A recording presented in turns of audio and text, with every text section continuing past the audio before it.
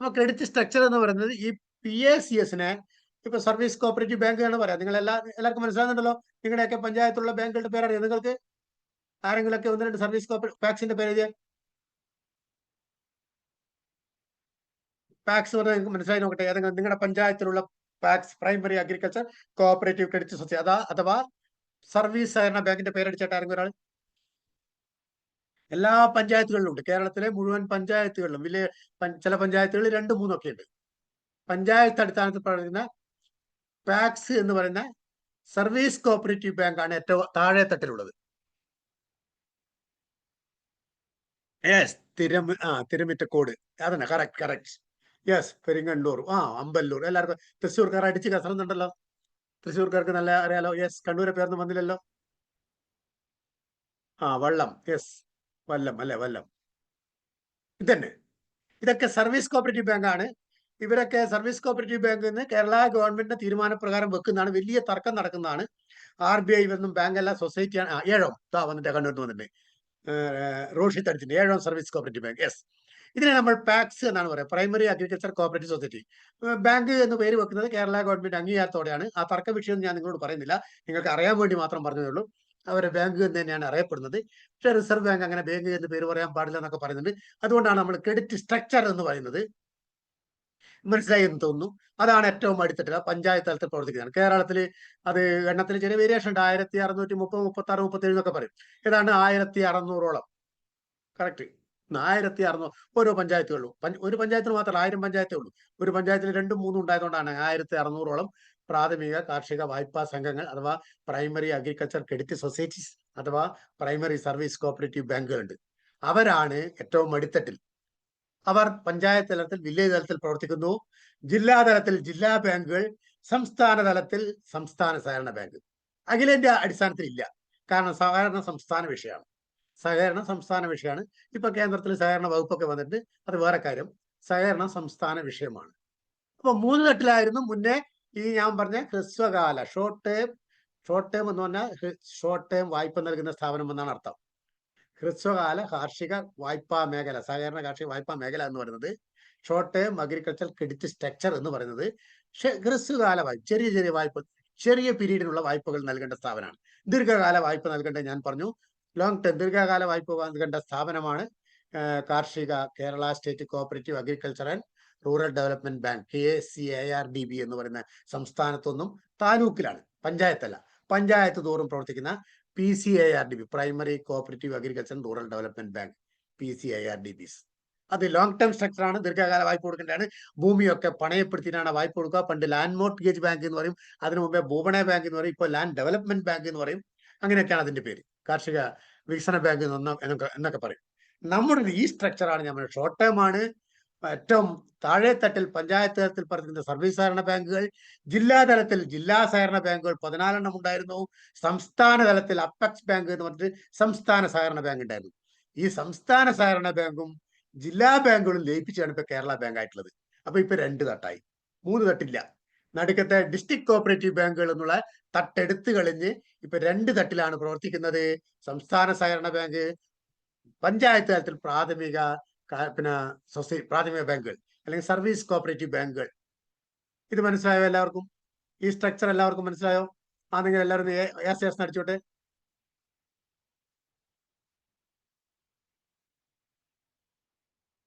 മനസ്സിലായിട്ടില്ലെങ്കിലും ഈ ഘടന നമ്മൾ പഠിക്കണം. അത് ജോലി കിട്ടിയാലും ഇല്ലെങ്കിലും ഒക്കെ ഈ ഘടന നമ്മൾ പഠിക്കണം.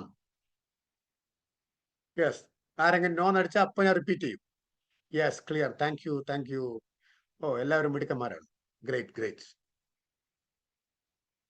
അപ്പോ 2 തട്ട് ഇപ്പോഴും 29/11/2019 മുതൽ ഇതിനെ മെർജ് ചെയ്ത് ഒന്നാക്കി. എന്താണ് ഒന്നാക്കാൻ കാരണം എന്നൊക്കെ ചിലപ്പോൾ ചോദ്യം വരാം. എന്താണ് ഒന്നാക്കാൻ കാരണം? ധാരാളം കാരണങ്ങളുണ്ട്. ഒന്ന്, കേരളം ഒരു വലിയ, അതായത് ആധുനിക ബാങ്കിങ് സർവീസുകൾ അടക്കം കൊടുക്കാൻ പറ്റുന്ന ഒരു മികച്ച ബാങ്ക് ഉണ്ടാക്കുക എന്നുള്ളത്. മറ്റൊന്ന്, ഈ ഇടത്തട്ട് കമ്മീഷൻ ഒഴിവാക്കാൻ. അതായത് കാർഷിക വായ്പകളൊക്കെ നബാർഡിനെ അറിയാം, national bank for agriculture and rural development bank, NABARD എന്ന RBIയുടെ ഒരു ഡിവിഷൻ ആയിട്ടുള്ള, അല്ലെങ്കിൽ RBIയിലെ RPCDയും ARFCയും കൂടി ലയിപ്പിച്ചുകൊണ്ട് 1982 കാർഷിക മേഖലയെ നോക്കാൻ വേണ്ടി മാത്രം രൂപം കൊണ്ടതാണ് പിന്നെ NABARD national bank for agriculture and rural development bank. ആ നബാർഡിൽ നിന്നാണ് കാർഷിക വായ്പ വാങ്ങേണ്ടത്. കാർഷിക വായ്പ കർഷകർക്ക് കൊടുക്കുന്ന പലിശ കുറഞ്ഞ സർക്കാരിന്റെ പിന്നെ ഇൻട്രസ്റ്റ് സബ്സിഡി ഒക്കെ ഉള്ള ആ വായ്പ നബാർഡ് കേരള ബാങ്കിന് കൊടുത്ത്, പണ്ട് കാലത്ത് സംസ്ഥാന സഹകരണ ബാങ്കിന് കൊടുത്ത്, സംസ്ഥാന സഹകരണ ബാങ്ക് കമ്മീഷൻ എടുത്ത് ജില്ലാ ബാങ്കുകൾക്ക് കൊടുത്ത്, ജില്ലാ ബാങ്ക് ഒരു മിഡിൽ തട്ട് 1% കമ്മീഷൻ എടുത്ത് പ്രൈമറി ബാങ്കിന് കൊടുത്ത്, അങ്ങനെ കർഷകന് കിട്ടുമ്പോൾ വലിയ ഇൻട്രസ്റ്റ് ഭാരം വരുന്നുണ്ട്. അങ്ങനെ അത് ഒഴിവാക്കാൻ വേണ്ടിയിട്ടാണ് ഇടത്തട്ട് ഒഴിവാക്കിയത്. ഒന്നത് അങ്ങനെ പറയാം ചോദിച്ചാല്. ചിലപ്പോൾ നിങ്ങളോട് ചോദിക്കാമോ എന്തുകൊണ്ടാണ് കേരള ബാങ്ക് രൂപീകരിക്കാൻ കാരണം എന്നൊക്കെ ചോദിക്കുമ്പോൾ നിങ്ങൾക്ക് പറയാലോ സഹകരണ മേഖലയിലെ ഒരു മികച്ച ബാങ്ക് ഉണ്ടാക്കാൻ വേണ്ടിയിട്ടാണ്. കാരണം ആധുനിക ബാങ്കിങ് സേവനങ്ങളൊക്കെ നൽകണമെങ്കിൽ സ്റ്റേറ്റ് ബാങ്ക് പോലെ മറ്റു ബാങ്കുകൾ പോലെ വലിയ നല്ല IT ടെക്നോളജികളൊക്കെ ഉപയോഗപ്പെടുത്തണമെങ്കിൽ നല്ല സാമ്പത്തിക ശേഷിയുള്ള ബാങ്ക് വേണം. അല്ലാണ്ട് ജില്ലാ ബാങ്കുകൾക്കൊന്നും പറ്റില്ല. ഒരു ജില്ലയിൽ ഒതുങ്ങപ്പെടുന്ന ബാങ്കുകൾക്കൊന്നും. ഇന്ന് കേരള ബാങ്കിന്റെ സോഫ്റ്റ്വെയർ എന്ന് പറഞ്ഞാൽ ഫിനാക്കിൾ സോഫ്റ്റ്വെയർ ലോകോത്തര സോഫ്റ്റ്വെയർ ആണ്. കേരള ബാങ്ക് ഉപയോഗിക്കുന്നത്. അതിന്റെ എല്ലാ ടെക്നോളജിയും അതിഭയങ്കരമാണ്. അത്തരം സേവനങ്ങളൊക്കെ കൊടുക്കണമെങ്കിൽ ബാങ്ക് വലുതാവണം. ഒന്നതാണ് ഒരു കാരണം. അത് നമുക്ക് പറയാം. ഈ ആധുനിക ബാങ്കിങ് സേവനങ്ങളൊക്കെ പ്രൈമറി ബാങ്കുകൾക്കും കൂടി അവൈലബിൾ ആക്കാൻ വേണ്ടിയിട്ടാണ് കേരള ബാങ്ക് രൂപം കൊണ്ടതിന്റെ ഒരു ലക്ഷ്യം എന്ന് പറയാം. സർവീസ് ബാങ്കുകൾക്കൊന്നും ഇത്തരം സേവനങ്ങളില്ല. ആ സേവനങ്ങളൊക്കെ കൊടുക്കുക എന്നുള്ളതാണ് കേരള ബാങ്കിന്റെ ലക്ഷ്യം. സ്ട്രോങ് ബാങ്ക് ഉണ്ടാക്കുക. മാത്രമല്ല ഈ ഇടത്തട്ട് കമ്മീഷൻ ഒഴിവാക്കുക. അങ്ങനെ ധാരാളം അഭിപ്രായമുണ്ട്. 2-3 അഭിപ്രായം നിങ്ങൾ പറഞ്ഞാൽ എന്തിനാണ് ഇങ്ങനെ ആക്കിയത് എന്നൊക്കെ ചോദിക്കുമ്പോൾ നിങ്ങൾക്ക് പറയാം. അങ്ങനെ കേരള ബാങ്ക് രൂപീകരിക്കാൻ വേണ്ടി സർക്കാർ തീരുമാനിച്ചപ്പോൾ അതിന്റെ സാധ്യതകളെ പറ്റി പഠിക്കാൻ വേണ്ടി ഒരു കമ്മീഷൻ വെച്ചിട്ടുണ്ട്. ആ കമ്മീഷന്റെ പേരറിയോ? ചാറ്റ് ബോക്സിൽ അടിക്കാൻ വരുന്ന മറ്റുള്ളവർക്കും വായിക്കാലോ. ഒരു കമ്മീഷൻ നിയമിച്ചിരുന്നു. ഒരു commission.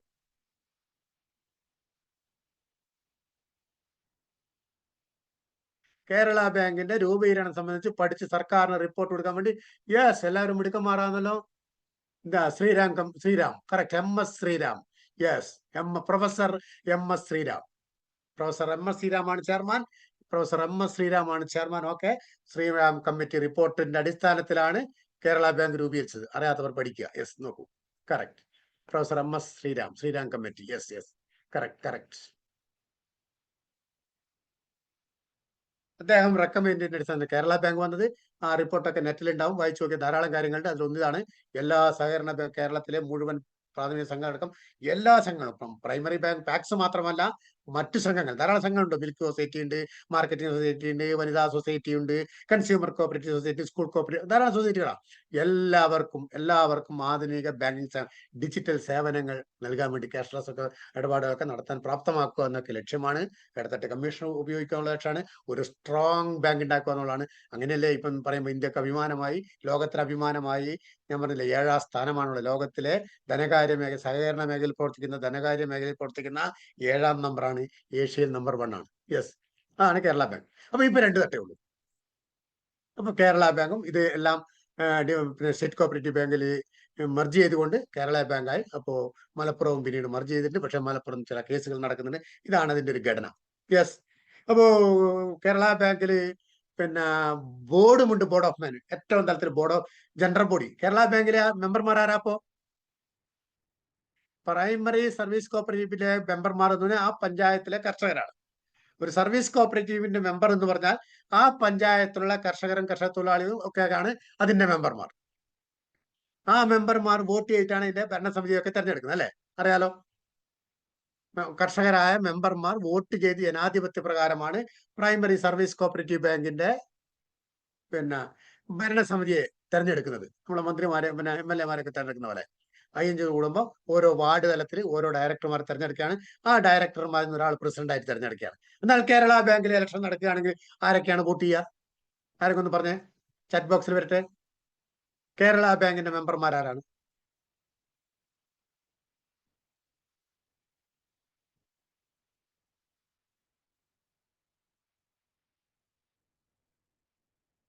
Yes, A class members എന്ന് പറഞ്ഞു. എ ക്ലാസ് മെമ്പേഴ്സ് ആണ് വോട്ട് ചെയ്യേണ്ടത്.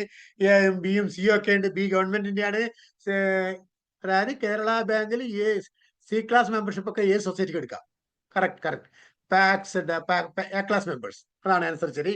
എ ക്ലാസ് മെമ്പർമാരാണ് കേരള ബാങ്കിന്റെ എ ക്ലാസ് മെമ്പർമാർ എന്ന് പറഞ്ഞാൽ പാക്സും അർബൻ UCB ആണ്. Yes, great. നല്ല ആൻസർ സർ, പ്ലീസ്. ഫേമസ് അല്ല, മെമ്പേഴ്സ് അപ്പോൾ ഈ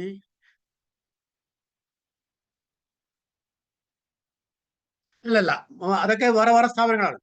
അതായത് സർ പാക്സിൽ ഫാർമേഴ്സ് അല്ലേ മെമ്പർമാർ? Yes, okay. അപ്പോൾ ഈ മർച്ചന്റ് കോപ്പറേറ്റീവ് സൊസൈറ്റീസിന്റെ മെമ്പർമാർ മർച്ചന്റ്, ആർട്ടിസൻസ് കോപ്പറേറ്റീവ് സൊസൈറ്റിന്റെ മെമ്പർമാർ ആർട്ടിസൻസ്, വനിതാ സൊസൈറ്റിന്റെ മെമ്പർമാർ ആ ഏരിയയിലുള്ള വനിതകൾ, ക്ഷീരസംഘങ്ങളിലെ മെമ്പർമാർ പശു വളർത്തൽ ചെയ്യുന്ന ക്ഷീര കർഷകർ. ഗുഡ്, നല്ല ക്വസ്റ്റ്യൻ. സഹകരണം, നമ്മൾ കാർഷിക മേഖലയെ പറ്റിയാണ് ഇപ്പൊ സംസാരിക്കുന്നത്. സഹകരണ സ്ഥാപനങ്ങൾ എല്ലാ മേഖലയിലും ഉണ്ട്. ഫിഷർമാൻ സൊസൈറ്റീസ് നിങ്ങൾ പഠിച്ചിട്ടുണ്ടല്ലോ, മത്സ്യത്തൊഴിലാളികളുടെ സംഘങ്ങൾ, ക്ഷീരസംഘങ്ങൾ, മിൽക്ക് സൊസൈറ്റി നിങ്ങൾ ധാരാളം കണ്ടിട്ടുണ്ടല്ലോ, പിന്നെ വനിതാ സൊസൈറ്റികൾ കണ്ടിട്ടുണ്ടല്ലോ, കയർ സൊസൈറ്റികൾ നിങ്ങൾ കണ്ടിട്ടുണ്ടല്ലോ, ഉണ്ടാവുമല്ലോ. ചോദ്യം ചോദിച്ചുകൊണ്ട് പറഞ്ഞ നമ്മളിപ്പോ കാർഷിക മേഖല സംഘത്തെ പറ്റി മാത്രം പറയുന്നത് സഹകരണ ഡിപ്പാർട്ട്മെന്റിന്റെ കീഴിൽ രൂപീകരിച്ച സംഘങ്ങളാണ്. കേരളത്തിൽ 6 ഡിപ്പാർട്ട്മെന്റ് സംഘങ്ങളുണ്ട്, അറിയോ? കേരളത്തിലെ സഹകരണ ഡിപ്പാർട്ട്മെന്റ് കീഴിൽ മാത്രമല്ല കോപ്പറേറ്റീവ് സൊസൈറ്റീസ് 6 ഡിപ്പാർട്ട്മെന്റ് കീഴിലുണ്ട്. ക്ഷീരസംഘങ്ങൾ ഡയറി ഡിപ്പാർട്ട്മെന്റ് കീഴിലാണ്, ചിന്തുറാണി. എല്ലാം സഹകരണ ഡിപ്പാർട്ട്മെന്റ് കീഴിലല്ല. കൊയർ സംഘങ്ങൾ കൊയർ ഡിപ്പാർട്ട്മെന്റ് കീഴിലാണ്. വീവേഴ്സ് സൊസൈറ്റി, വീവേഴ്സ് കൈത്തറി സംഘങ്ങൾ ഇൻഡസ്ട്രീസ് ഡിപ്പാർട്ട്മെന്റ് കീഴിലാണ്. മത്സ്യസംഘങ്ങൾ ഫിഷറീസ് ഡിപ്പാർട്ട്മെന്റ് കീഴിലാണ്. അങ്ങനെ പല പല ഡിപ്പാർട്ട്മെന്റ് സംഘങ്ങളുണ്ട്. കോപ്പറേറ്റീവ് ഡിപ്പാർട്ട്മെന്റ് കീഴിലാണ് കൂടുതൽ സംഘങ്ങൾ. നമ്മളെ ക്രെഡിറ്റ് സ്റ്റക്കർ, ഈ പറയുന്ന ക്രെഡിറ്റ് കാർഷിക മേഖല സംഘങ്ങളൊക്കെ കോപ്പറേറ്റീവ് ഡിപ്പാർട്ട്മെന്റ് കീഴിലാണ്. അപ്പൊ കേരള ബാങ്കില് ഞാൻ ഈ പറഞ്ഞ പാക്സിനും അർബൻ കോപ്പറേറ്റീവ് ബാങ്കിനാണ് എ ക്ലാസ് മെമ്പർഷിപ്പ്. അവരുടെ പ്രതിനിധികൾ Kerala bank primary agriculture PACS, primary agriculture cooperative സൊസൈറ്റിയുടെയും അർബൻ ബാങ്കിന്റെയും മെമ്പർമാർ വോട്ട് ചെയ്തിട്ടാണ് കേരള ബാങ്കിന്റെ ഭരണസമിതിയെ തെരഞ്ഞെടുക്കുന്നത്. കേരള ബാങ്കിൽ സി ക്ലാസ് മെമ്പർഷിപ്പാണ് മറ്റു സംഘങ്ങൾക്ക്. ഞാൻ ഈ പറഞ്ഞ പാക്സും urban cooperative bank licensed urban ബാങ്കാണ്, അർബൻ സൊസൈറ്റി അല്ല. ലൈസൻസ്ഡ് ആയിട്ടുള്ള അർബൻ ബാങ്കുകൾക്കും പാക്സിനും മാത്രമാണ് കേരള ബാങ്കിൽ എ ക്ലാസ് മെമ്പർഷിപ്പ്. അവർ വോട്ട് ചെയ്തിട്ടാണ് കേരള ബാങ്കിന്റെ ഭരണസമിതിയെ തിരഞ്ഞെടുക്കുന്നത്. മറ്റു സംഘങ്ങൾക്കൊക്കെ കേരള ബാങ്കിൽ നിന്ന് വായ്പ എടുക്കാം, മെമ്പർഷിപ്പ് ഉണ്ട്. അത് സി ക്ലാസ്, വോട്ടവകാശമുള്ള മെമ്പർഷിപ്പ് അല്ല. അവർക്കൊക്കെ വായ്പ നൽകുന്നതിന് വേണ്ടി സി ക്ലാസ് മെമ്പർഷിപ്പ് ഉണ്ട്. ഇത്രയും കാര്യം മനസ്സിലായോ? കൺഫ്യൂഷൻ ഉണ്ടോ? മനസ്സിലായെങ്കിൽ എസ് എസ് അടിച്ചോ, ഇല്ലെങ്കിൽ നോ എന്ന് പറയൂ.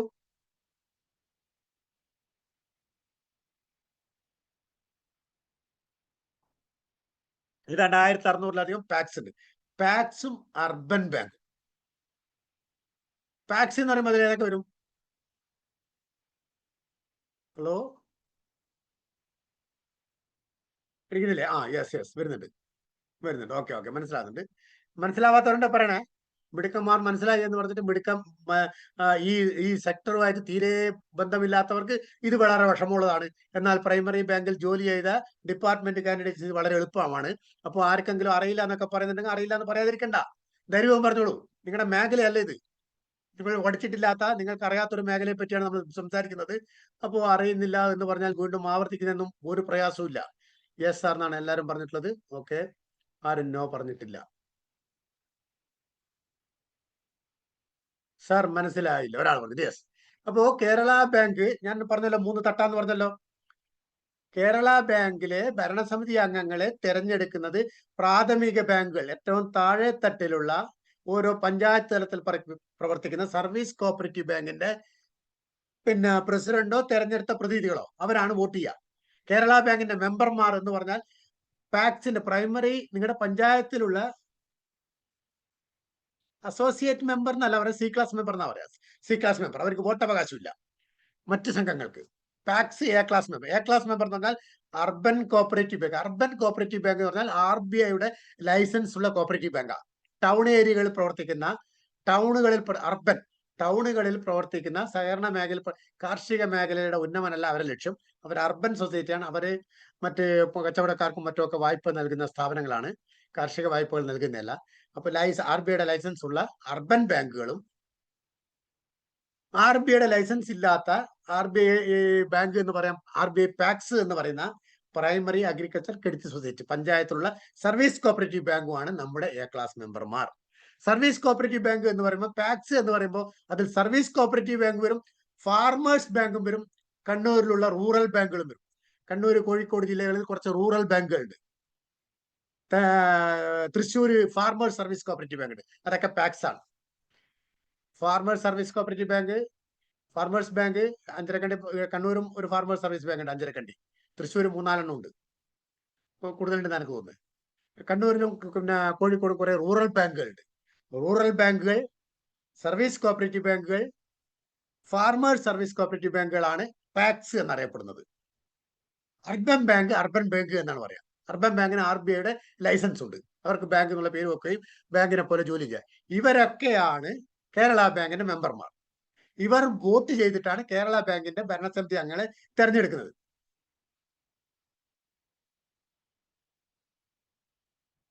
മറ്റു സംഘങ്ങൾക്കൊക്കെ, മറ്റു സൊസൈറ്റികൾക്കൊക്കെ C ക്ലാസ് മെമ്പറാണ്. അവർക്ക് വായ്പ നൽകും, വായ്പ വാങ്ങും ഒക്കെ ചെയ്യാം. മെമ്പർ തന്നെയാണ്. വോട്ടവകാശം ഇല്ല.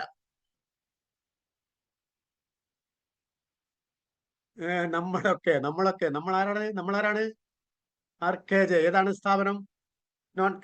പാക്സ് അല്ല അല്ലെ? പാക്സ് അല്ലാത്ത എല്ലാവർക്കും C ക്ലാസ് മെമ്പർഷിപ്പാണ്. C class membership.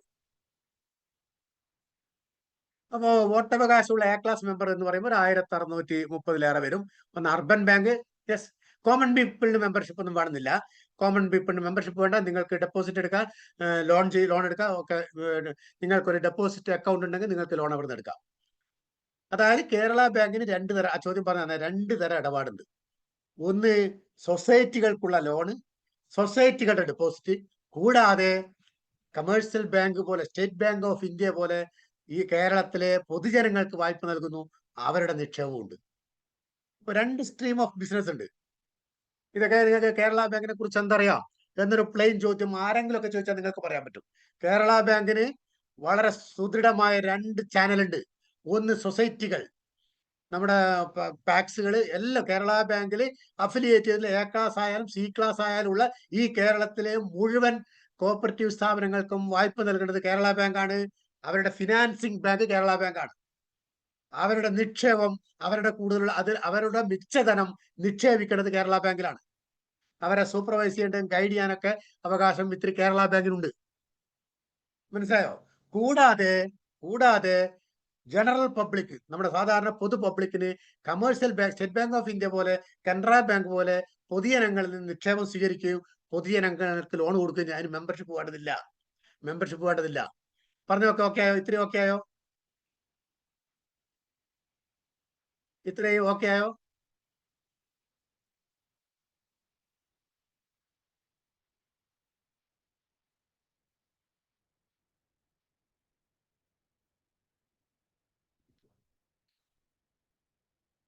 Yes. Okay ആയിട്ടില്ലെങ്കിൽ okay ആയിട്ടില്ല എന്ന് പറയണേ. കാരണം ജോലി ചെയ്യുന്ന ഞങ്ങൾക്ക് എളുപ്പമാണെങ്കിലും ജോലി ചെയ്യാത്ത നിങ്ങൾക്ക് എളുപ്പമാണെന്നില്ല. ഇപ്പൊ ന്യായമായിട്ടും കേരള ബാങ്കിനെ കുറിച്ച് നിങ്ങൾക്ക് അറിയാവുന്നത്. അപ്പൊ ഇതൊക്കെ അങ്ങ് ചാമ്പി അങ്ങ് പറയാൻ കഴിയണം. കേരള ബാങ്കിന് നല്ല, അതായത് കേരളത്തിൽ ഏതാണ്ട് 10-15,000 കോപ്പറേറ്റീവ് സൊസൈറ്റികളുണ്ട്. പല മേഖല പലയുള്ള ഏതാണ്ട് എല്ലാ ഡിപ്പാർട്ട്മെന്റും കൂടിയ 20,000 ഉണ്ടെന്നാണ്. കേരള സഹകരണ ഡിപ്പാർട്ട്മെന്റിന്റെ കീഴിൽ തന്നെ 15,000-ഓളം, ഏതാണ്ട് 15,000-നും 10,000-നും ഇടയിലുണ്ട്. ഞാനീ പറഞ്ഞാലും മറ്റ് വ്യവസായം, പിന്നെ ക്ഷീരം, ഫിഷറീസ്, അങ്ങനെ കൊയർ, ഈ എല്ലാം കൂടി 10-20,000-ഓളം ഉണ്ട്.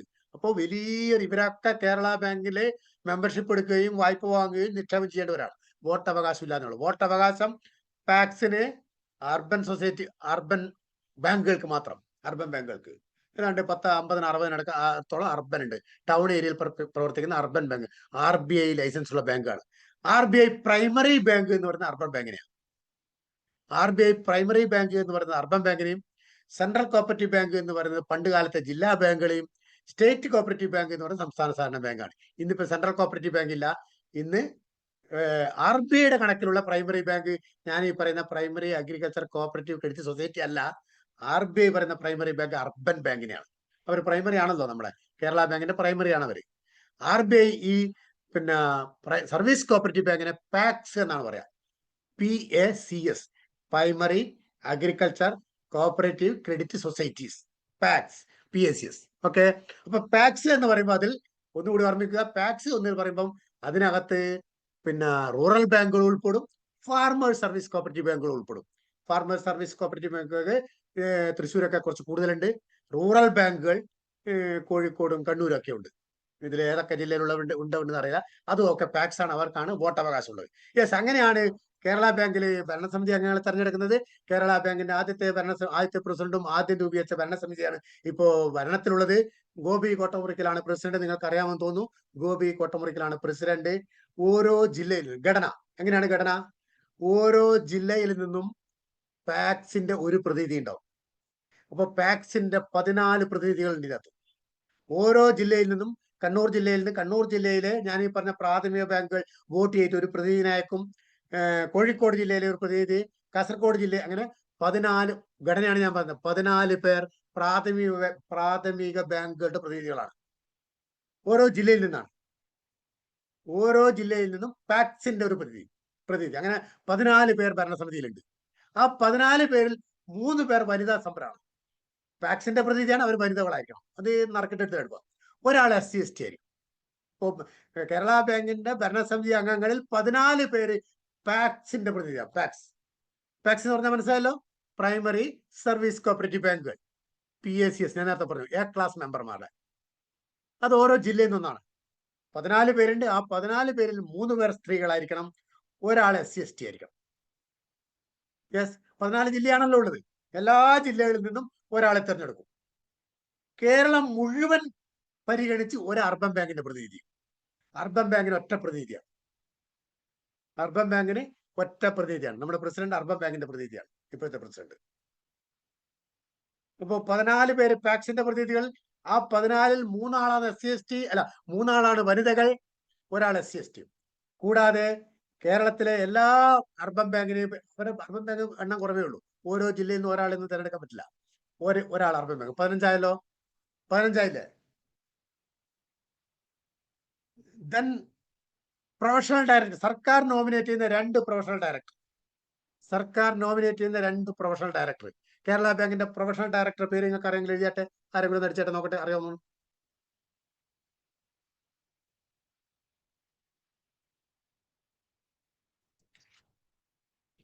നിങ്ങളുടെ ജില്ലയിലെ ഡയറക്ടർമാരുടെ പേരൊക്കെ പഠിച്ചു നോക്കണേ.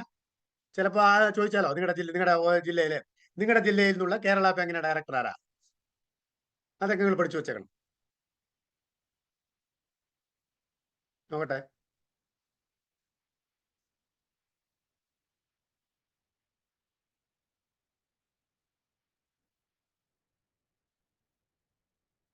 പറയൂ.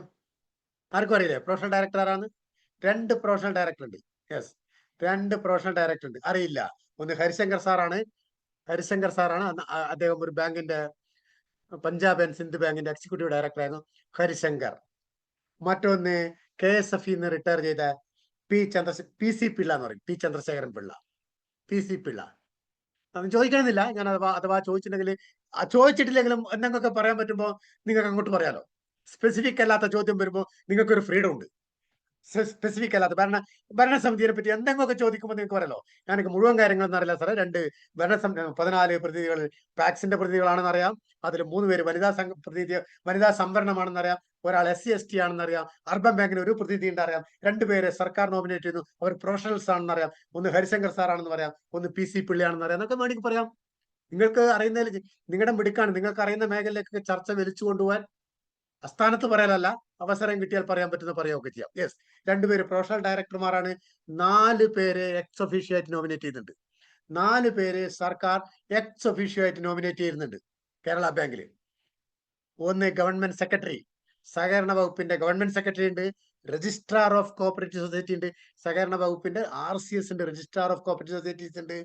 പിന്നെ നബാർഡിന്റെ CGM ഉണ്ട്. കേരളത്തിലെ നബാർഡിന്റെ ഹെഡ് CGM ഉണ്ട്. പിന്നെ കേരള ബാങ്കിന്റെ MD ഉണ്ട്. 4 പേര് എക്സ് ഒഫീഷ്യോ ആണ്. ഇപ്പൊ എത്രയായി? 14 1 15 ആയില്ലേ? 21 ആളായില്ലേ? 21 പേരായി. 14 പേര് പാക്സിന്റെ പ്രതിനിധികൾ. ആ 14-ലാണ് 3 പേര് വനിതകൾ. ആ 14-ലാണ് ഒരു SC/ST. അപ്പോ 14 പേർ പാക്സിന്റെ അങ്ങനെ പഠിച്ചാൽ മതി. ഓരോ ജില്ലയിൽ നിന്നും 14 ജില്ലയിൽ നിന്നും പാക്സിന്റെ പ്രതിനിധികൾ 14 പേർ. അർബൻ ബാങ്കിന്റെ ഒരു പ്രതിനിധി കേരളത്തിന് 15 2 പേർ പ്രൊഫഷണൽ ഡയറക്ടർമാർ സർക്കാർ നോമിനേറ്റ് ചെയ്യുന്നത് 15 2 17 4 പേർ എക്സ് ഒഫീഷ്യോ ഗവൺമെന്റ് നോമിനേറ്റ് ചെയ്ത് എന്ന് പറഞ്ഞാൽ രജിസ്ട്രാർ ഓഫ് കോപ്പറേറ്റീവ് സഹകരണ ഡിപ്പാർട്ട്മെന്റ് രജിസ്ട്രാർ, സഹകരണ വകുപ്പിന്റെ സെക്രട്ടറി, നബാർഡിന്റെ ചെയർമാൻ, അല്ല നബാർഡിന്റെ CGM, കേരളത്തിലെ head CGM, chief general manager, chairman അല്ല. നബാർഡിന്റെ കേരളത്തിലെ ഹെഡ് CGM, നബാർഡിന്റെ CGM, കൂടാതെ കേരള ബാങ്കിന്റെ മാനേജിംഗ് ഡയറക്ടർ, ചീഫ് എക്സിക്യൂട്ടീവ്, 4 പേരായി 21 പേരായി. കൂടാതെ ഒരു ഇൻവൈറ്റി കൂടി ഉണ്ട്, ഒരു സ്പെഷ്യൽ ഇൻവൈറ്റി. അതെല്ലാ കൊല്ലവും മാറും, ഒരു കൊല്ലത്തേക്കാണ്. മറ്റു സൊസൈറ്റികളുടെ പ്രതിനിധികൾ, ഞാൻ പറഞ്ഞല്ലോ എ ക്ലാസ് മെമ്പർമാർ. അവര് ഈ എ ക്ലാസ് മെമ്പർമാർ അല്ലാതെ ധാരാളം മറ്റു സൊസൈറ്റികളുണ്ട്. ഞാൻ പറഞ്ഞ വനിതാ സൊസൈറ്റികൾ, സ്ക്വയർ സൊസൈറ്റി, ഡയറി സൊസൈറ്റി, അങ്ങനെ നോൺ ക്രെഡിറ്റ് സൊസൈറ്റി അതിന് പറയാം. ഇപ്പൊ ക്രെഡിറ്റ് സൊസൈറ്റി നമ്മൾ പറഞ്ഞത്. നോൺ ക്രെഡിറ്റ് വായ്പേതര സംഘങ്ങൾ, വായ്പ കൊടുക്കാനുള്ള ജോലിയല്ല. അതായത് ഇപ്പൊ ക്ഷീരസംഘം വായ്പ സംഘമല്ലല്ലോ, വായ്പാ സംഘം, കൺസ്യൂമർ സൊസൈറ്റി വായ്പാ സംഘമല്ലോ. അപ്പൊ നോൺ ക്രെഡിറ്റ് സൊസൈറ്റിയുടെ ഒരു പ്രതിനിധി, അങ്ങനെയാണ് പഠിക്കേണ്ടത്.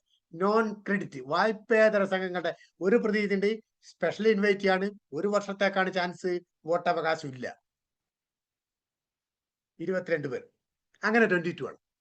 ഇതൊക്കെ ആയോ? എക്സ് ഒഫീഷ്യോ എന്ന് പറഞ്ഞാൽ ഒന്നുകൂടി പറയാമോ? എക്സ് ഒഫീഷ്യോ എന്ന് പറഞ്ഞാൽ ഒന്ന് കേരള ബാങ്കിന്റെ MD, മാനേജിംഗ് ഡയറക്ടർ, മറ്റൊന്ന് നബാർഡിന്റെ CGM, NABARD, national bank for agriculture and rural development, നബാർഡിന്റെ CGM. മറ്റ് 2 പേർ സഹകരണ ഡിപ്പാർട്ട്മെന്റ് സെക്രട്ടറിയും സഹകരണ വകുപ്പ് സെക്രട്ടറിയും RCS, registrar of cooperative societies. ഇതൊക്കെയായോ?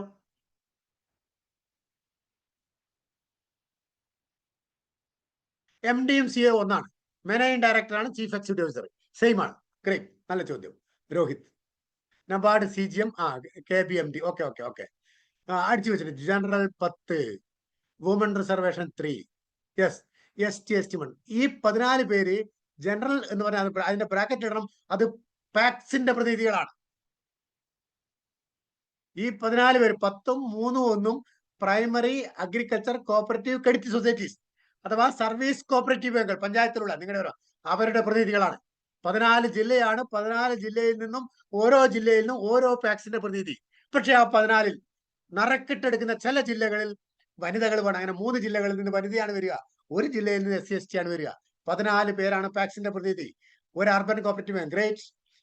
Independent professional director nominate by the government 2 പേർ, 2. എക്സ് ഒഫീഷ്യോ മെമ്പർമാർ 4 പേർ. Member who shall be invited by the director board to represent non-credit societies for a period of 1 year without voting power. Yes, correct ആണ്. Okay, great. എല്ലാവർക്കും okay ആണോ?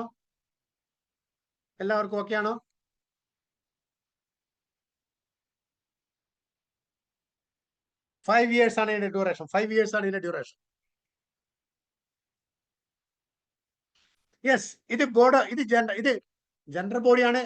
General body അല്ല. ഇതിന്റെ supreme authority എന്ന് പറഞ്ഞാൽ ഒരു കേരള ബാങ്ക് ആയാലും ശരി, ഏതെങ്കിലും ഒരു സൊസൈറ്റി പാക്സ് ആയാലും ശരി, ഏതെങ്കിലും ഒരു വനിതാ സൊസൈറ്റി ആയാലും ശരി, ഇതിന്റെ സുപ്രീം അതോറിറ്റി എന്ന് പറയുന്നത് ജനറൽ ബോഡി എന്നാണ് പറയാം. ജനറൽ ബോഡി എന്ന് പറഞ്ഞാൽ എന്താ? എല്ലാ മെമ്പർമാരുള്ള ജനറൽ ബോഡി. ജനറൽ ബോഡി കഴിഞ്ഞാൽ അതിന്റെ തൊട്ട് താഴെ ഈ തെരഞ്ഞെടുക്കുന്ന board of directors. General body എന്ന് പറഞ്ഞാൽ 1600 മെമ്പർമാരുള്ള കേരള ബാങ്കിന്റെ ജനറൽ ബോഡി. നിങ്ങളുടെ നാട്ടിലെ പ്രൈമറി ബാങ്ക് ആണെങ്കിൽ അതിൽ 10,000 മെമ്പർ, ആ മെമ്പർമാരുടെ യോഗം ഒരു കൊല്ലത്തിൽ വാർഷിക ജനറൽ ബോഡി ചെയ്യും. അതാണ് സുപ്രീം അതോറിറ്റി. അത് ആ സുപ്രീം അതോറിറ്റി ചുമതലപ്പെടുത്തുന്ന 5 വർഷക്കാലം ഈ ബാങ്കിന്റെ ദൈനംദിന കാര്യങ്ങൾ ഭരിക്കാനുള്ള ബോഡിയാണ് ബോർഡ് ഓഫ് ഡയറക്ടേഴ്സ്. ആ ബോർഡ് ഓഫ് ഡയറക്ടേഴ്സ് ആണ് ഞാൻ പറഞ്ഞത്. ടോട്ടൽ 21+1 നോൺ ക്രെഡിറ്റ് സൊസൈറ്റിനുണ്ട്. സോ ടോട്ടൽ 21 വെച്ച് 21 ആണ് എലക്ടഡ്, അല്ലെങ്കിൽ വോട്ടവകാശം ഉള്ളത്, +1 നോൺ. ഓരോ വർഷവും മാറി റൊട്ടേഷൻ ബേസിൽ നോൺ ക്രെഡിറ്റ് സൊസൈറ്റിയുടെ ഒരു പ്രതിനിധി വിത്തൗട്ട് വോട്ടിംഗ് പവർ. യെസ്. അപ്പോ നമ്മുടെ ഈ ബോർഡ് ഓഫ് ഡയറക്ടേഴ്സ് ആണ് ദൈനംദിന കാര്യങ്ങളൊക്കെ തീരുമാനിക്കുന്നത്, 5 വർഷത്തേക്ക് തീരുമാനിക്കുന്നത്. ഭരണസമിതി ചുമതലപ്പെടുത്തിയ നമ്മുടെ ബൈലോ പ്രകാരം, നമ്മുടെ ബൈലോ ആണ്. ഓരോ ബാങ്കിനും ബൈലോ ഉണ്ട്, കേരള ബാങ്കിനും ബൈലോ ഉണ്ട്. ആ ബൈലോ രജിസ്റ്റർ അംഗീകരിച്ചാണ്, ആ ബൈലോ പ്രകാരമാണ് പ്രവർത്തിക്കുക. കമ്പനികൾക്ക് memorandum of association, articles of association ആണ്, പാർട്ട്ണർഷിപ്പിന് ഡീഡാണ്, കോപ്പറേറ്റീവ് സൊസൈറ്റിക്ക് ബൈലോ ആണ്. ബൈലോ പ്രകാരമാണ് പ്രവർത്തിക്കുക, ബൈലോയിലാണ് എല്ലാ കാര്യവും ഉള്ളത്. അപ്പോൾ അത് കഴിഞ്ഞാൽ ബോർഡ് ഓഫ് ഡയറക്ടേഴ്സ്. ഈ ബോർഡ് ഓഫ് ഡയറക്ടേഴ്സിന്റെ താഴെ ആരാ ഉള്ളത്? ബോർഡ് ഓഫ് ഡയറക്ടേഴ്സിന്റെ താഴെ ഏതെങ്കിലും ബോർഡ് ഉണ്ടോ? അറിയോ നിങ്ങൾക്ക്? അറിയാൻ നോക്കട്ടെ. ബോർഡ് ഓഫ് ഡയറക്ടേഴ്സ് കഴിഞ്ഞാൽ അതിന്റെ താഴെ ആരും കൊണ്ടോ? നിങ്ങൾ പഠിച്ചിട്ട് നോക്കട്ടെ. യെസ്, ബോർഡ് ഓഫ് മാനേജ്മെന്റ് ഉണ്ട്. 12 പേരടങ്ങുന്ന ബോർഡ് ഓഫ് മാനേജ്മെന്റ് ഉണ്ട്. 12 പേരടങ്ങുന്ന ബോർഡ് ഓഫ് മാനേജ്മെന്റ് ഉണ്ട്. ബോർഡ് ഓഫ് ഡയറക്ടേഴ്സിന്റെ താഴെ 12 പേരടങ്ങുന്ന ബോർഡ് ഓഫ് മാനേജ്മെന്റ് ഉണ്ട്.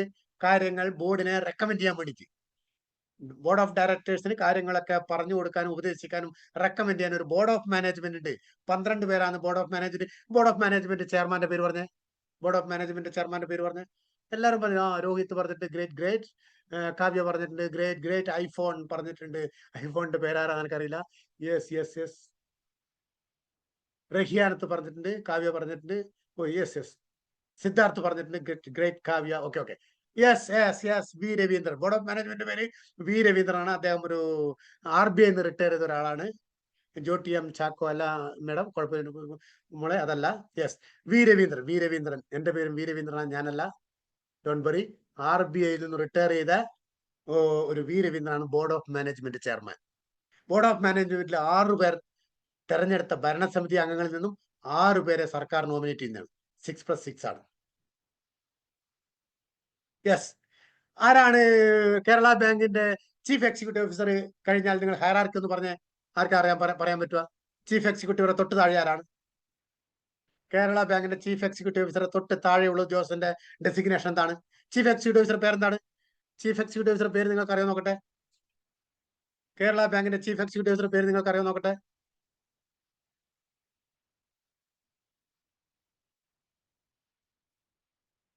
Yes, Jorty M Chacko. Great great.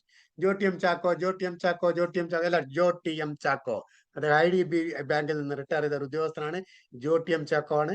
ഇതിനു മുമ്പേ PS രാജനായിരുന്നു ആദ്യത്തേത്. ഇപ്പോഴും ജോട്ടി എം ചാക്കോ ആണ് കേരള ബാങ്കിന്റെ ചീഫ് എക്സിക്യൂട്ടീവ് ഓഫീസർ അഥവാ മാനേജിംഗ് ഡയറക്ടർ എന്ന് പറയും. അതിന്റെ താഴെയുള്ള പോസ്റ്റ് എന്താണ്? കേരള ബാങ്കിന്റെ ഹയറാർക്കി. കേരള ബാങ്കിന്റെ ഹയറാർക്കി എങ്ങനെയാണ് അറിയാന്ന് വെച്ചാൽ നിങ്ങൾക്ക് ചിലപ്പോൾ പറയാലോ. അതിന്റെ തൊട്ട് താഴെയുള്ള ഉദ്യോഗസ്ഥന്റെ സ്ഥാനപ്പേരെന്താണ്? ആളുടെ പേരല്ല, ആ പോസ്റ്റിന്റെ പേരെന്താണ്? നിങ്ങൾ ചെയ്യാൻ പോകുന്നത്, നിങ്ങൾ ജോലി ചെയ്യാൻ പോകുന്ന അസിസ്റ്റന്റ് മാനേജർ എന്ന് പറഞ്ഞ പോലെ executive director. Great great. Executive ഡയറക്ടറാണ് അതിന്റെ താഴെ. അതിന്റെ താഴെയാണ് സുനിത മാഡം, സുനിത CGM പിന്നെ ഉള്ളത്. അപ്പോ മാനേജിംഗ് ഡയറക്ടർ കഴിഞ്ഞാൽ അതിന്റെ താഴെ എക്സിക്യൂട്ടീവ് ഡയറക്ടർ. ഈ മാനേജിംഗ് ഡയറക്ടർ എക്സിക്യൂട്ടീവ് ഡയറക്ടറെയും സർക്കാരാണ് നിയമിക്കുന്നത്. സർക്കാർ നേരിട്ട് നിയമിക്കുന്നതാണ്. എന്നാൽ എക്സിക്യൂട്ടീവ് ഡയറക്ടർ പോസ്റ്റിലേക്ക് വേണമെങ്കിൽ ഗവൺമെന്റ് താല്പര്യം ഉണ്ടെങ്കിൽ കേരള ബാങ്കിലെ ഉദ്യോഗസ്ഥരെ നിയമിക്കാം. കേരള ബാങ്കിലെ ഏറ്റവും ഉയർന്ന CGM റാങ്കിലുള്ളവരെ വേണമെങ്കിൽ എക്സിക്യൂട്ടീവ് ഡയറക്ടർ പോസ്റ്റിലേക്ക് നിയമിക്കാം. അത് നിയമിക്കാനുള്ള ചുമതല മറ്റെല്ലാ അപ്പോയിന്റ്മെന്റും ഭരണസമിതി അംഗങ്ങൾക്കാണെങ്കിൽ PSC മുഖാന്തരം വന്നാലും ഭരണസമിതി അംഗങ്ങളാണല്ലോ. ഇത് ഗവൺമെന്റ് നേരിട്ടാണ്. അതായത് മാനേജിംഗ് ഡയറക്ടറെയും എക്സിക്യൂട്ടീവ് ഡയറക്ടറെയും നേരിട്ടുള്ള നിയമനമാണ്. അതിന്റെ താഴെ CGM ആണ്. 3 CGM ഉണ്ട്. അതിന്റെ താഴെ CGM. CGMന്റെ താഴെ ആരാ? CGMന്റെ താഴെയുള്ള പോസ്റ്റ് എന്താണ്? ചാറ്റ് ബോക്സിൽ വരട്ടെ. CGMന്റെ താഴെ ആരാണ്? Hierarchy. GM. Great great. GM ആണ്. GMന്റെ താഴെ ആരാണ്? GMന്റെ താഴെ അടിച്ച്. CGM കഴിഞ്ഞാൽ GM ആണ്. GMന്റെ താഴെ DGM ആണ്. യെസ്, DGMന്റെ താഴെ AGM ആണ്. അസിസ്റ്റന്റ് ജനറൽ മാനേജർ ഉണ്ട്.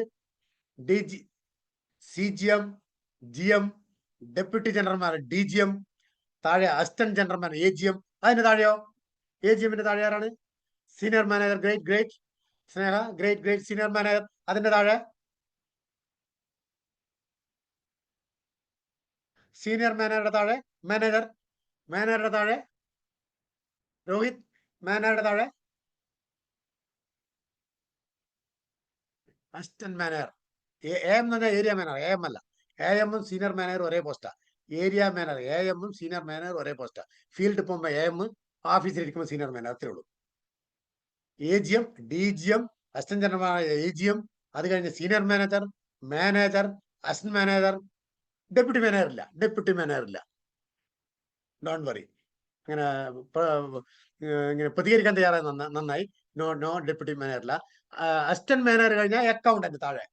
അസിസ്റ്റന്റ് മാനേജർ കഴിഞ്ഞാൽ അക്കൗണ്ടന്റ്, ക്ലർക്ക്.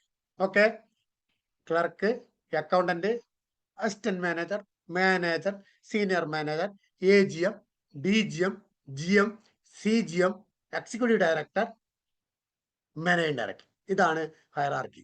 യെസ്, ഓക്കെ ആയല്ലോ. ഇതാണ് കേരള ബാങ്കിന്റെ ഒരു ഹയറാർക്കി. ഏതാണ്ട് 8:30 ആവാനായി. നിങ്ങൾക്ക് പിന്നെ റേഞ്ച് ഒന്നും ചിലപ്പോൾ കിട്ടില്ല, നെറ്റിന്റെ ചാർജ് ഒക്കെ പോവും. ഞാൻ ക്ലാസ് അവസാനിപ്പിക്കാൻ വേണ്ടി പോവാൻ. ഈ പറഞ്ഞതൊക്കെ എന്തെങ്കിലും സംശയം ഉണ്ട് ചോദിച്ചോളൂ. എന്തെങ്കിലും സംശയം ഉണ്ട് ചോദിച്ചോളൂ. നിങ്ങൾ വെബ്സൈറ്റ് പരിശോധിക്കണം. കേരള ബാങ്കിന്റെ വെബ്സൈറ്റ് ഒന്ന് വായിച്ചു നോക്കണം. കേരള ബാങ്കിന്റെ വെബ്സൈറ്റ് ഒന്ന് വായിച്ചു നോക്കണം. കൂടാതെ നിങ്ങൾക്ക് ഞാനൊരു യൂട്യൂബ് ചാനൽ തരാം. പ്രൊമോഷന് വേണ്ടി ക്ലാസ് എടുക്കുമ്പോൾ ചെയ്യുന്ന ഒരു യൂട്യൂബ് ചാനലുണ്ട്. അതിൻ്റെ അകത്ത് എല്ലാ കാര്യങ്ങളും ഉണ്ട്. നിങ്ങൾക്ക് വേണമെങ്കിൽ നോക്കാം. ഞാനത് നമ്മുടെ കോമ്രേഡിന് ഷെയർ ചെയ്യാം. അവർ നിങ്ങളുടെ ഗ്രൂപ്പിലേക്ക് ഷെയർ ചെയ്യും. വേണമെങ്കിൽ നിങ്ങൾ അതിനകത്ത് എടുത്തു നോക്കിയാൽ നിങ്ങൾക്ക് നമ്മളെടുക്കുന്ന ധാരാളം ക്ലാസ്സുകളൊക്കെ താല്പര്യമുള്ളവർക്ക് അത് നോക്കാം. അത് ഞാൻ തരും. ക്ലാസ്സുകൾ നാളെയും തുടരും. നാളത്തെ ക്ലാസ് നമുക്ക് ഇത്തിരി നേരത്തെ ആക്കാം. ഞായറാഴ്ചയാണ്, എനിക്ക് യാത്രയുണ്ട്. നമുക്ക് നാളത്തെ ക്ലാസ് 10 മണി മുതൽ 11 മണി വരെ ആക്കിയാലോ? നാളത്തെ ക്ലാസ് 10 മണി മുതൽ, നാളെ സൺഡേ അല്ലേ, 10 to 11 ആക്കിയാലോ? ഓക്കെ ആണോ?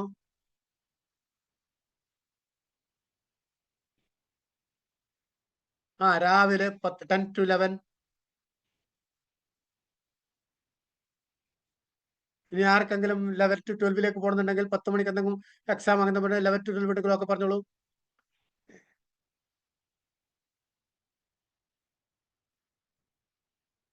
ഇപ്പൊ നാളെ 10 to 11 ഫിക്സ് ചെയ്യാം അല്ലെ? കുഴപ്പമില്ല തോന്നുന്നു. എല്ലാവരും പ്രത്യേകിച്ച് നോക്കട്ടെ, നിങ്ങളെ ആൻസർ നോക്കട്ടെ. 10 to 11 ഓക്കെ പറഞ്ഞിട്ടുണ്ട്. 10 to 11 ഓക്കെ. അപ്പൊ നാളെ 10 to 11 റെക്കോർഡ് തരാം. റെക്കോർഡ് ഉണ്ടാവും. ഞാൻ ഗൂഗിളിൽ തരാം, കുഴപ്പമില്ല. അത് ഒരാളൊക്കെ ഒന്നും ബുദ്ധിമുട്ടില്ല, പ്രശ്നമൊന്നുമില്ല. നമുക്കത് ഞാൻ യൂട്യൂബ് ചാനലും ഇതിന്റെ റെക്കോർഡ് പിടിക്കാം. നാളത്തെ ഞാൻ റെക്കോർഡ് ചെയ്യാം.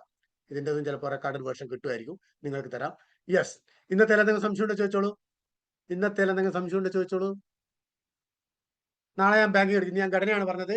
ഞാൻ നാളെ കുറച്ച് ബാങ്കിങ്ങിലേക്ക് പോകും. IT എനേബിൾഡ് സർവീസ്, ആ രീതിയിലൊക്കെ കുറച്ച് പോകാം. കാരണം ഇന്റർവ്യൂ ചെയ്യുന്നവർക്ക് ഏത് ആംഗിളും ചോദിക്കാം. അവരെന്ത് ചോദിക്കുന്നു നമുക്ക് പറയാൻ പറ്റില്ല. ഇപ്പൊ എന്ത് ചോദിച്ചാലും ഇത്തിരി ചെറിയ നോളജ് നിങ്ങളുടെ കയ്യിലുണ്ടാവണം. അത്യാവശ്യം പറയാനുള്ള നോളജ് ഉണ്ടാവണം. അപ്പൊ കേരള ബാങ്കിനെ പറ്റി നിങ്ങൾ നന്നായിട്ട് പഠിച്ചു എന്നാണ് എനിക്ക് തോന്നുന്നത്. വേറെ RBIയുടെ പിന്നെ ഗവർണറുടെ പേരറിയോ നിങ്ങൾക്ക്? RBI ഗവർണറുടെ പേരറിയോ? യൂട്യൂബ് ചാനൽ തരാം. യൂട്യൂബ് ചാനല് ഞാനത് ഇതിലിട്ട് തരാം. ചാനലിന്റെ പേര് പിന്നെ ടുഡേ ബാങ്കിങ്. സഞ്ജയ് മൽഹോത്രയാണ് RBIയുടെ ഗവർണറുടെ പേര്. അതുപോലെ നബാർഡ് ചെയർമാന്റെ പേര് സഞ്ജയ് മൽഹോത്രയാണ്, RBI ഗവർണർ. നബാർഡ് ചെയർമാന്റെ പേര് KV ഷാജിയാണ്. സ്നേഹ ഗ്രേറ്റ്. KV ഷാജിയാണ്. അറിയാത്തവരൊക്കെ നിങ്ങളുടെ ചാറ്റ് ബോക്സിൽ നോക്കിയാൽ മതി, വരുന്നുണ്ട്. KV ഷാജിയാണ് നബാർഡിന്റെ ചെയർമാൻ. സഞ്ജയ് മൽഹോത്രയാണ്. സഞ്ജയ് മൽഹോത്രക്ക് മുൻപേ ശക്തികാന്ത് ദാസ് ആയിരുന്നു. പഴയ RBI ഗവർണർ ശക്തികാന്ത് ദാസ് ആയിരുന്നു. അതിനു മുമ്പേ ഉർജിത് പട്ടേൽ ആയിരുന്നു. ഉർജിത് പട്ടേൽ നിങ്ങൾ കേട്ടിട്ടുണ്ടാവും. പിന്നെ രഘുറാം രാജൻ ആയിരുന്നു. 4 പേര്. രഘുറാം രാജൻ, ഉർജിത് പട്ടേൽ, ശക്തികാന്ത് ദാസ്, സഞ്ജയ് മൽഹോത്ര.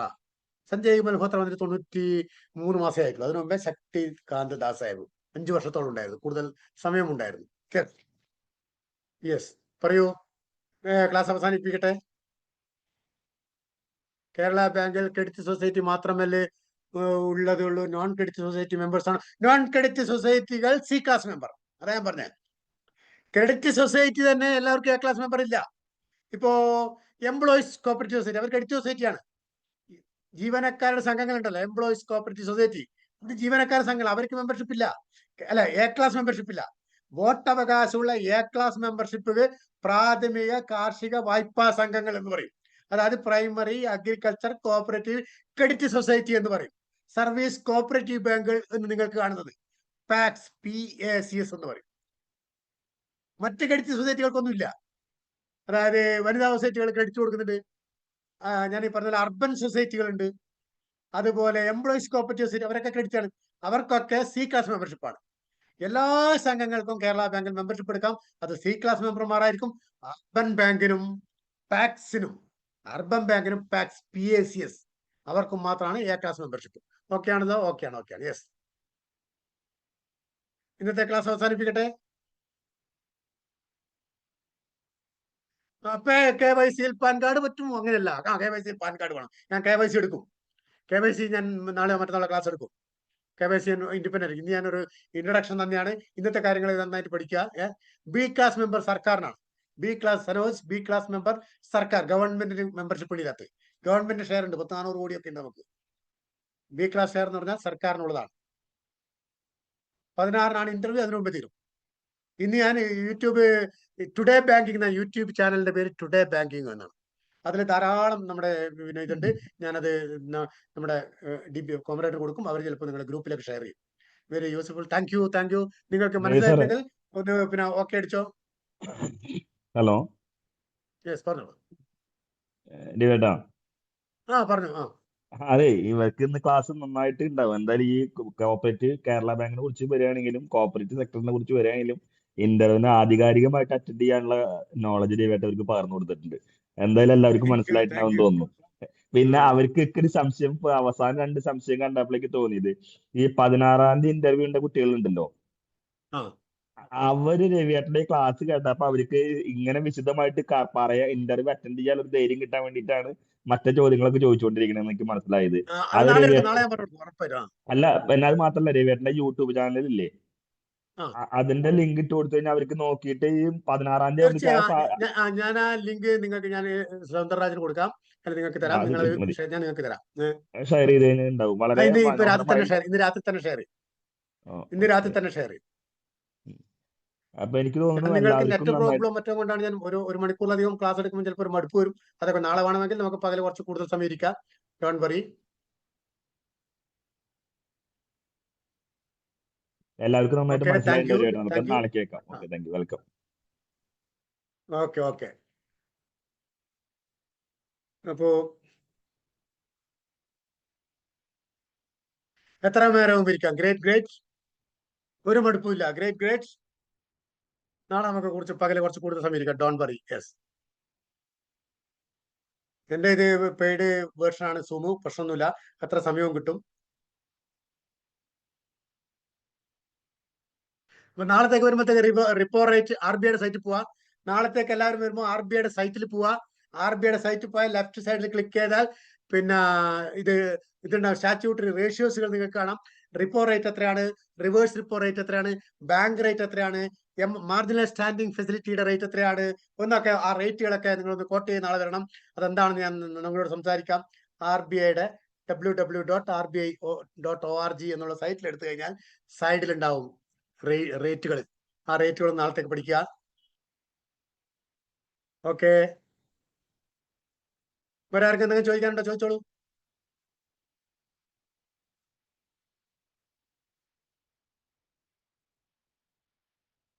ക്ലാസ് റെക്കോർഡ് ചെയ്യാം. നാളെ റെക്കോർഡ് ചെയ്യാം. വേറെ ഒന്നും ചോദിക്കാനില്ല തോന്നുന്നു. എങ്കിൽ ഗുഡ് നൈറ്റ് എല്ലാവർക്കും. യെസ്, നമുക്ക് പോകാം. ഇന്ന് പിരിയാം. നാളെ മുതൽ നമുക്ക് ഇത്തിരി കുറച്ച് കൂടുതൽ സമയം എടുക്കാം. Don't worry. ഇന്ന് പലതും നിങ്ങൾക്ക് അറിയുന്ന കാര്യം ഞാൻ പറഞ്ഞിട്ടുള്ളൂ. പക്ഷേ അറിയാത്ത കുറച്ച് പേരുണ്ടാവും. ഞാൻ ഇതിനകത്ത് തീരെ സബ്ജക്റ്റുമായിട്ട് ബന്ധമുള്ളവരാണ് എൻ്റെ മനസ്സിൽ കാണുന്നത്. അപ്പോൾ പലപ്പോഴും ഇത് പിന്നെ സർവീസ് ബാങ്കിൽ പണിയെടുത്തവർക്കൊക്കെ ഇത് അറിയാം, ജോലി ചെയ്തവർക്ക്. പക്ഷെ തീരെ നമ്മുടെ സെക്ടറായിട്ട് ഒരു ബന്ധവുമില്ലാത്തവർ കുറച്ച് പേരുണ്ടാവും. അപ്പോൾ അവർക്കൊണ്ടാണ് ഞാൻ ബേസിക് പറഞ്ഞിട്ടുള്ളത്. Okay, good night. ലീവ് ചെയ്യാണ്. ഷിനോജ് ലീവ് ചെയ്യട്ടെ? പറഞ്ഞോളൂ. ഓക്കെ കേട്ടോ, നമുക്ക് ലീവ് ചെയ്യാം. സൗന്ദര്യ എന്തെങ്കിലും പറയാനുണ്ടോ?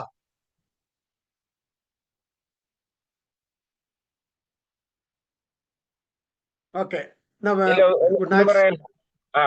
ഒന്നും പറയാനില്ല. ഓക്കെ. അപ്പൊ നാളെ 10 മണി മുതലാണ്. 10 മണി മുതൽ 11:30 വരെ. 11:30 12 മണി വരെ പോകാം. അത്ര നേരം വേണ്ടിക്കും പോകാം. പരീക്ഷയ്ക്ക് പോയവര് പരീക്ഷ കഴിഞ്ഞിട്ട് ജോയിൻ ചെയ്താൽ കുഴപ്പമൊന്നുമില്ല. ജോയിൻ ചെയ്യാം. അപ്പൊ ഗുഡ് നൈറ്റ്.